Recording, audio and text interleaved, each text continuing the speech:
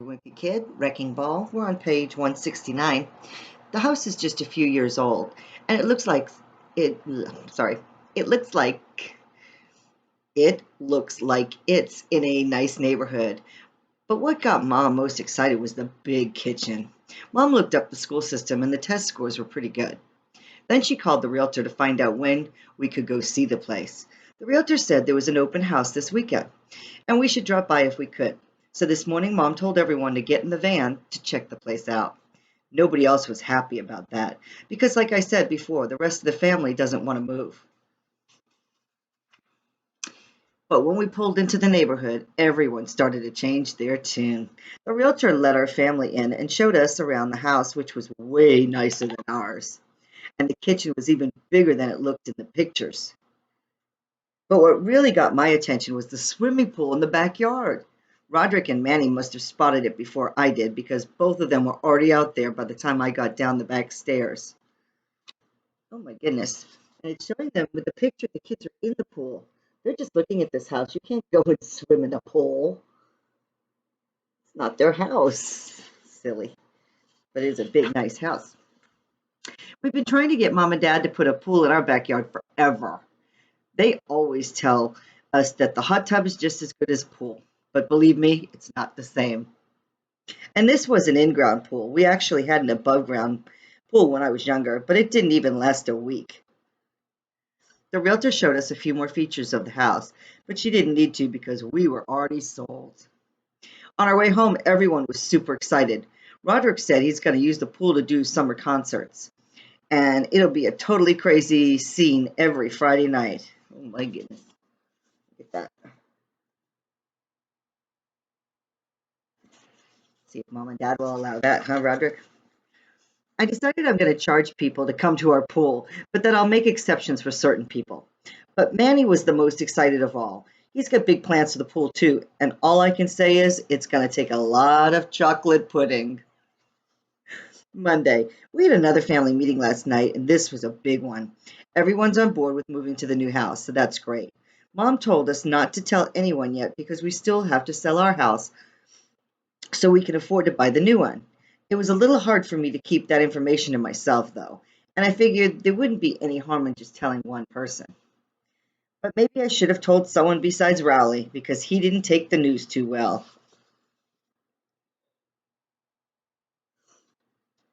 It's hard to move away from your best friend. All right. I guess I could have eased Rowley into it instead of hitting him with the information all at once. I tried to make him feel better by saying we'd stay friends and that he could come use my pool on days when it wasn't too crowded, but that didn't seem to cheer him up at all. Hopefully, Rowley will come around, though, because I'm not sure I can deal with this kind of drama every day. After dinner tonight, Mom asked our friend, who's a realtor, to come over and help us sell our house. So we went from room to room, and Mrs. Ligari told us what we were going to have to change before we could put it up on the market. She said we were going to need to replace our carpets, give everything a fresh coat of paint, and put new tile in the kitchen and bathrooms. And that was just for starters. Mrs. Ligari said that we'd have to take down our family photos because buyers like to imagine themselves living in the house. Well, that was fine with me because there are some pictures that should have come down a very long time ago.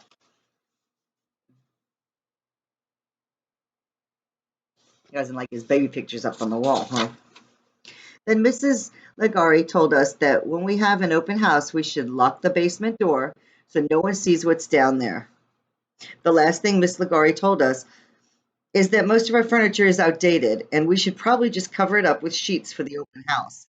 I think that hurt Mom's feelings. And she said people would love her taste in furniture. But Mrs. Ligari said that if we didn't do all the things she recommended, she'd have a hard time selling our house. So Mom said in that case, we'd sell the house ourselves. And she showed Miss Ligari to the door. I guess this means Mom and Miss Ligari aren't friends anymore, but that's okay because we're moving away anyway. Sunday. Mom wants to prove our house is great the way it is, so we're trying to sell it without making any big changes. The open house was this afternoon, but we spent the whole week getting ready for it.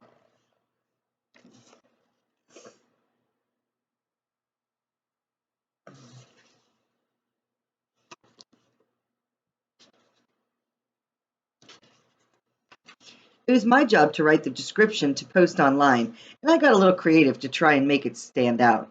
Four-bedroom house with three bathrooms in nice neighborhood. Home of former bank robber. Possible gold, rare coins buried under floorboards. We took photos of every room and posted those too. The house was a mess when we took the pictures though, so we had to move some stuff around to make it look clean.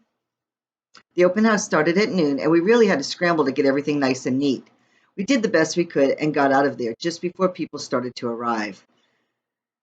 But it was kind of hard sitting there doing nothing while total strangers were going into our home.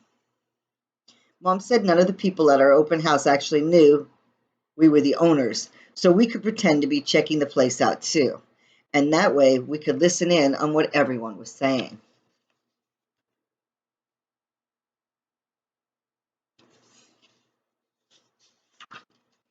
Well, I thought that sounded kind of fun, so I went inside with Mom, but everyone else in the family thought it was a dumb idea and stayed back in the van. It turns out the spying idea was a mistake, though. Most of the people didn't have anything nice to say about our house, and it was kind of tough hearing all the criticism. The ceilings are so low, and these cabinets are in terrible shape. But I think Mom was taking it a little harder than I was because whenever someone had something negative to say, she'd speak up. Uh-oh. The wallpapers in this room is so tacky. Well, I'm sure whoever picked it out was trying her very best, she'd say. Mom got so upset that she went back out of the house to the van, but I stayed in the house because I wasn't comfortable with all these random strangers poking around our things.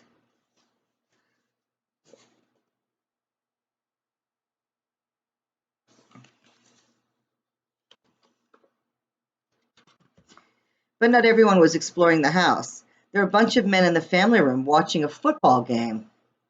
And from the look of things, they had helped themselves to our snacks. Great tackle in the backfield. These guys were letting their kids run wild in our home while they kicked back and watched TV. So they were basically using the open house for free babysitting. Shriek! Since these dads weren't watching their kids, it was up to me to make sure they didn't break anything. But I couldn't be everywhere at once, and I was upstairs chasing kids out of the bathroom when there was a loud noise downstairs. Crash! It sounded like a kid tipped over the fridge or something, so I ran down to make sure nobody was hurt, but it wasn't a kid who made the noise. It was one of the dads.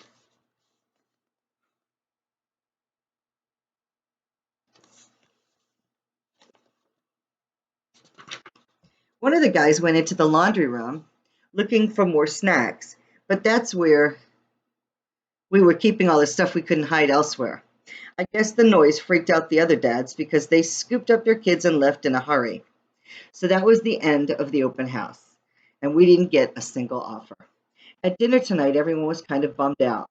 But while we were doing the dishes, there was a knock on the front door. It was a couple from out of town, and they said they couldn't make it to the open house on time. So Mom invited them in to show them around. They seemed pretty impressed, and the lady said exactly what Mom loved to hear. I just love your taste in furniture, she said. And believe it or not, they made an offer right on the spot. Wow, that was lucky. That worked out.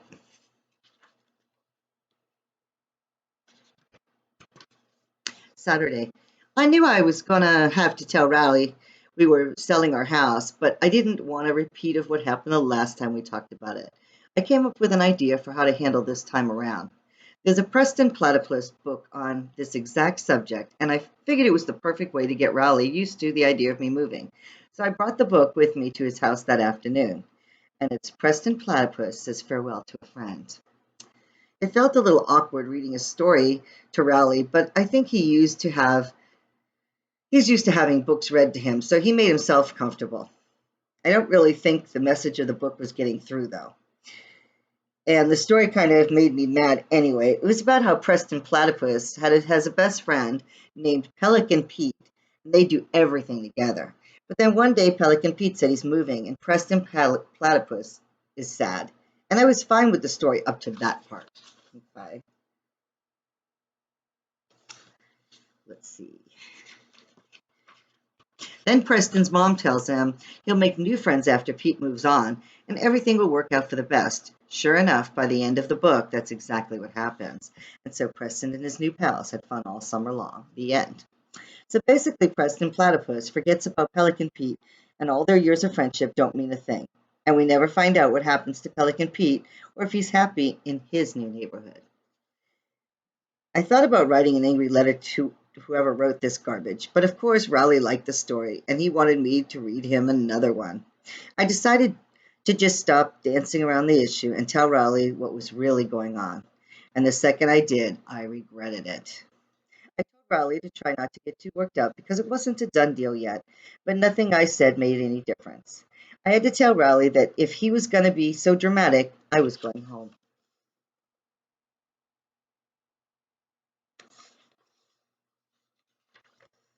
So then Rowley promised he'd keep himself together, and he did, but just barely. So he's whimpering. Maybe it was a mistake telling Rowley about any of this. I probably should have sent him a postcard after I moved because would have been a lot easier on both of us. Wednesday. The owners of the house with the pool accepted our offer, so I guess this is really happening. The people who are buying our house did a home inspection over the weekend, and they found a few things we're going to have to fix before they'll buy the house. The most serious issue was a problem with the ceiling underneath Mom and Dad's shower. Apparently, the clogged drain was a bigger problem than we thought.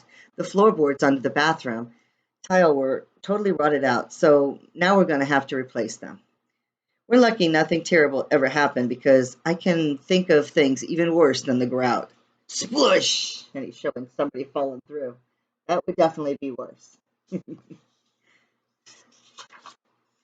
The other thing the buyers want us to do is to get rid of the hot tub because they had young kids and they're worried about safety. And I'm 100% with them on that one. Now that I know for sure we're moving, I have a totally different attitude about school. Since it's almost summer, I asked Mom if I could skip classes for the rest of the year. But she said if I don't go to school, they could throw her and Dad in jail. I thought about whether or not that would be worth it, but I decided I could just suck it up for a little while longer.